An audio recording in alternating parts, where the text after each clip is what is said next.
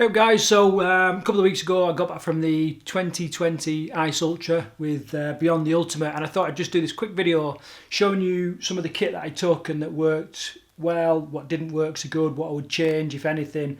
And I know that when I was getting ready for the race, I was just very, very thirsty for information to make sure I get the kit right. And the reason why it's so important is because the consequences are really high. If you get the kit wrong in this race, in these elements, then the consequences are really high.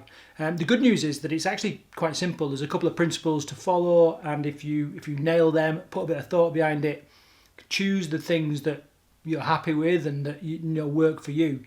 It's quite simple. So I'm going to start, no particular order. I've got the kit laid out in front of me. I'm just going to grab it, show you, talk about it, tell you if I would change it if anything, and then take it from there. So let's have a look. Okay, the first thing that I want to talk about, probably the biggest expense really, besides your flights and all that kind of stuff, is your snowshoes. I went for the TSL Symbioz Racing Hyperflex. Okay, which is basically this style here. There's a couple of different styles that most people kind of stuck to. There's people use these ones from TSL. These are like the lightweight racing ones, and there are some other more robust ones, a little bit heavier and a little bit more engineered. Okay, depends on your race really. I mean, these were fine for me. I weigh about 85 kilos usually, and the snow was about, it was pretty deep at times, and these were good enough to keep me sort of above the snow when I need to. The only issue I had was this strap put a lot of pressure on my heel and caused a bit of blisters. I don't think you can change that. I don't think you can stop it from happening, but what I would do is I would tape my heels a lot more than I did to prevent that from happening. Other than that, I mean, these snowshoes are pretty easy to use, although they are a little bit of a pain in the ass to get on and off when you're running along and all that kind of stuff. So it's definitely something worth practicing. I don't think you need to spend a lot of time practicing running in them and all that kind of stuff. Sometimes you don't need kicking in the nuts to know it hurts, but it's definitely worth practicing getting them on, getting them off, secure them to your pack. So they're the TSL Symbioz Racing Hyperflex, and I think you can usually pick these up pretty cheap, second-hand on eBay. I'll put a link to the website where I got mine from. Yeah, that's them. The only other thing I did to it was I put some tape on the straps, which I think you can see there, just to stop these straps from working loose. Yeah, that's it. Pretty simple, but essential bit of kit. Hand in hand with the snowshoes, some people took like little yak tracks and crampons, and they bought shoes that had studs built into them. And I don't think, unless you're running on lots of ice, you necessarily need that. I didn't have any studs or mini crampons or yak tracks or anything like that, and I was all right. There was times when it was a little bit slippy, but you can kind of work with it. I'm going to go straight onto the bag that I used because I want to show you how I attached my snowshoes to the bag. So I used the Ultimate Direction 25 litre Fast Pack 25, which was absolutely brilliant. By the way, that's a little safety whistle that I took. Tried to take like light aluminium because I knew it wouldn't break, whereas plastics can become quite brittle when it gets cold. But basically I used these things, I don't know what these are called, boings or something like that. Basically it's like a little elastic toggle strap where I could literally put the shoe on the back and just stretch it across, toggle it together, and that was just a dead easy way of attaching the snowshoe. So you can get like a pack of 10 of them from Amazon for like $5.99. Basically that's the bag I used. It was a little bit tight at first on the first day, but you certainly don't need any bigger than a sort of 25 litre. Just know that it's going to be packed quite tightly on day one. And this was brilliant. What I loved about it was these little packs for having your snack in there, and what I did was I had one water bottle in here, and then I had a little green bag that I kept all my snacks in for that day. I just kept in my top left hand pocket so that I could just snaffle my snacks on the way, and I don't have to get my bag off too often and all that kind of stuff. So a little snack pack. And when I was in the Marines, that's what we used to do. We used to break all our chocolate and biscuits and all that up into a little snack pack. Have that in the pocket just so you're not rummaging around, having to mess around with wrappers and all that when it's really, really cold. Every time you take off your glove, you're exposing that skin to the cold. And the only time that my hands got cold was when I stopped at a checkpoint and taken the glove off. I also took some poles. I'm glad I did. They definitely help with the balance and the rhythm of running the snowshoes. And these ones are Robin's Coniston T7s. They're about as light as you can get with strength. I've seen people with carbon fibre ones before and they snap quite easy, but these are quite robust. The only thing that was a bit of an issue was the baskets are quite small, the little snow baskets, but they were good enough. Okay, the shoe I went for the Le Sportive Lycan GTX, so they're Gore-Tex. Basically trying to keep the water out of the shoe. They were absolutely phenomenal. The grip was good. They were robust enough. I always put these little elastic laces in the shoes anyway, just to help speed things up and make things easy, and that performed really, really well. Some people did have issues with water getting into the fabric and it freezing and making holes in it, but these were just really, really good for me. Really comfortable, lots of insulation, so I definitely recommend these. And later on, when I do the For Rangers race, I'll use the non-Gore-Tex version of these because I loved them. It's the first time I've ever used La Sportiva. Really, really, really loved them. There's a couple of bits of compulsory kit that you need to have. A blizzard bag, I just got mine off eBay. Again, link I'll put in the description. Dead lightweight, dead small. Also a space blanket, you've probably got one of these already. And then a trauma dressing, which some people found quite hard to find. Again, I got this one off eBay, I think it was. Again, I'll put the links below. That just basically goes in your pack just in case there's any issue. And then also I took a phone charger, a power bank, which I can get about 5 chargers on a normal phone from, and I use that to charge my camera, my phone. You don't have to take a power bank, it's kind of your choice, but because I was taking some videos and pictures and all that kind of stuff, then I wanted to, and I'm kind of glad that I did. My watch, I used it to charge up my watch, which I used a Garmin Vivo Active 3. It ran out of battery on the long stage. Every other stage it was fine, but on the long stage, the 64 kilometre, I did about 10k at the end without being able to track the distance, which is a bit of a pain, but I kind of knew it was on the homeward stretch, and so other than that, it was really good. But this was essential for charging up the watch. Basically, because of the cold, your battery life on everything is going to be so much less than it usually is. Hydration tablets, I'm not really going to talk about my food too much, but basically I took some Nun tablets. I started off with 10 tablets for every day, thinking that would be what I needed, and eventually I was using probably 2 or 3 Nun tablets a day. Not a great deal, but what I would say is that in some of the checkpoints I was topping up the water bottle with hot water, and I was having soup and hot chocolate, which obviously you're getting some electrolytes and minerals from that as well. You didn't really need a lot of hydration tablets, whereas in a hot climate, when I was in Kenya, Peru, on the MDS, I used a lot of hydration tablets, so definitely a lot less of those. For eating, I took a long titanium spoon. This is the spoon that I take on all the multi-day adventure races. I just don't want my stinking fingers anywhere near my food, so it's a nice long handle. It's really light and doesn't become brittle. A couple of people's spoon, they took plastic spoons, they got really brittle and broke, so the metal prevents that. And I took a small folding bowl.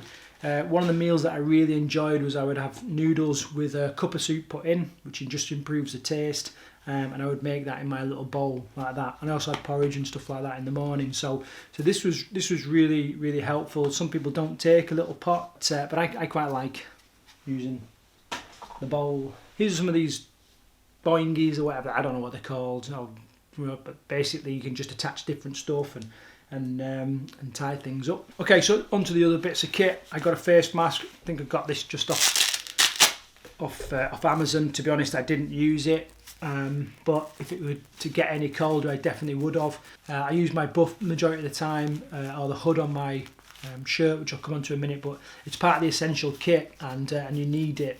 And there were times, one day when we did the mountain stage, where I was very, very close to putting this on because it was that cold.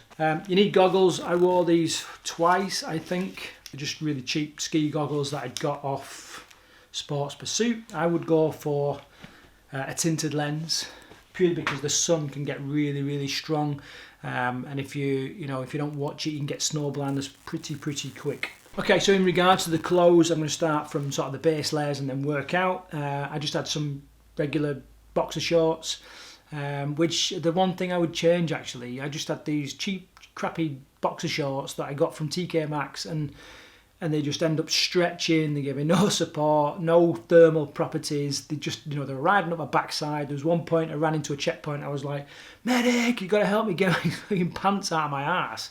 So I'd put a bit more thought into them really, and get either some cycling shorts or something that's just going to be a little bit better. After that, I then had a complete leafer, Helly Hansen leafer suit, so a really thin leafer top.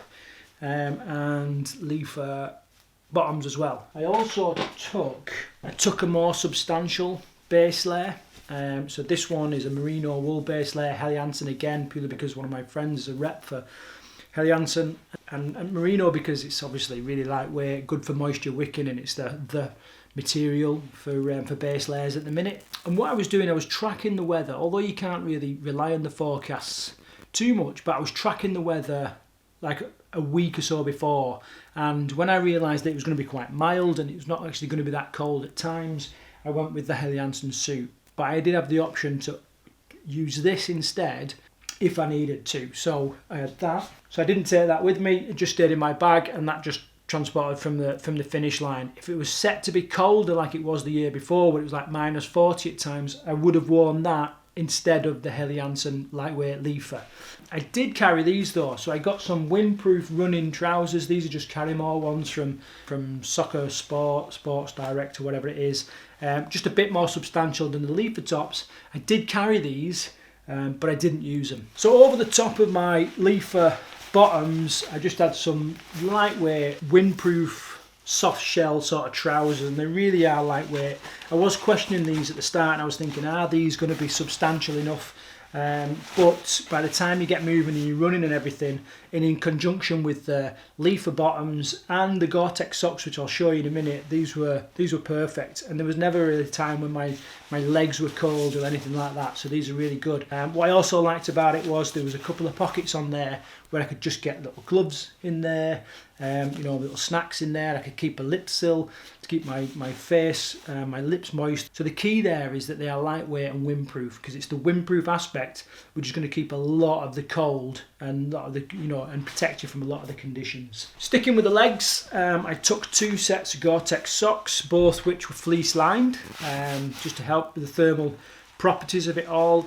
These are the ones that I wore all the time, so it's a knee length thermal sealskin sock, and these were really good at keeping my feet and my legs warm, but also we didn't, but if I'd have gone through the ice and you know, it would have stopped my feet from getting wet. I wore them all the time and they were brilliant. I also took some smaller ones which I thought I can use at night time when I'm moving around camp. I didn't in the end because I didn't need to, but I also thought if the temperatures changed dramatically or these got wet with sweat or whatever, I could change into these. So I did take a little spare pair of Gore-Tex socks. If I was to do it again, I wouldn't take these, but I did take it. I think these pretty essential. I've got some little gaiters that just go on the top of the trainers. These are little Raid Light ones that I got off eBay, and like I said, they were pretty essential really, keeping the snow. A friend of mine had a lot of snow build up at the back of his heel behind his sock, and he was having to stop and pull that ice and snow out of there all the time. With these gaiters, I didn't really have that problem, so really easy to use, really simple, quite cheap. I think like 15 quid or something like that. Okay, I took this little summer buff really, which I take on all my events. On the way out I was thinking, is this substantial enough? I don't really know, but then in the end I just thought, well, if it's not, I'll just use my face mask. So this one I took, and actually it was perfectly fine. This in combination with my hat, the hood on my shirt was fine for the conditions we had, which was pretty moderate, between sort of -15 and -28 I think it got to at one point, and this was enough, and it was just really helpful, really handy for putting over your face, covering your ears, around your neck. The hat I took, this is the hat that I'd always used when I was doing like mountain training and Arctic training in the Royal Marines, so I knew it was tried and tested, and I liked the idea that it was Gore-Tex on the outside, fleece lined on the inside, but also, apart from looking like a bit of a knobber, you can pull it down and cover the ears, and that was great because, you know, you're still pretty free, comfortable. Sometimes when the snow falls on your head with the heat generated by your body, that can melt and give you like a wet head and all this kind of stuff, but this just worked really, really well. And sometimes the little peak on it was really good when the sun got really strong. So, so that was that. The only thing I would change from this is I would put a little elastic strap that goes down under the chin, perhaps, just to pull them flaps down. There's a couple of times when the flaps were just sort of sticking up. It would be nice to just have them down flat against the head. Gloves, I had 3 pairs of gloves that I took. One was like a real thin from Decathlon contact pair of gloves, just like really thin stuff when I took my gloves off and I could still use my fingers to get stuff sorted. I then took a Windproof Gore-Tex North Face glove. These are the gloves that I wore the majority of the time, and they were really good. If temperature dropped and this wasn't enough, then I could wear them in conjunction with the contact gloves, so I had 2 layers on. And I also took a Gore-Tex thermal mitten, again from Decathlon. I got a size that was just slightly too big, so that if it was really, really cold, I could actually wear all 3 pairs of gloves at the same time. So I didn't need to do that any time. I found that when it was really, really cold, the contact gloves with these mittens were enough. So, and there was only one time when I got my hands really cold, and it was just one of those things where I was like, right, I'll stop in a minute and put my mittens on, and I didn't, and then before I knew it, my hands were really cold and I was struggling to warm them up. So lesson there is I should have stopped earlier and just got these out of my bag and put them on. The water bottle that I used was, I took 2 of these, like little lined water bottles to insulate the hot water, keep it as hot as I could for as long as I could. They were perfect. If anything, they were probably a bit too high, so when they were sat in the bag, they were, I did think like it was there in my eye line and all that, a bit of a pain in the ass. I might have gone for a smaller bottle, but I didn't find hydration that much of an issue on this race compared to some of the hot races. But you do need a decent amount of water for sipping away on during the legs. I don't know if you can hear my dog going off there, but socks that I wore underneath the Gore-Tex socks, I wore the Injinji trail socks, a little bit thicker than the liners that you see. These are not recommended by the race organisers, BTU, because they can restrict blood flow to the toes.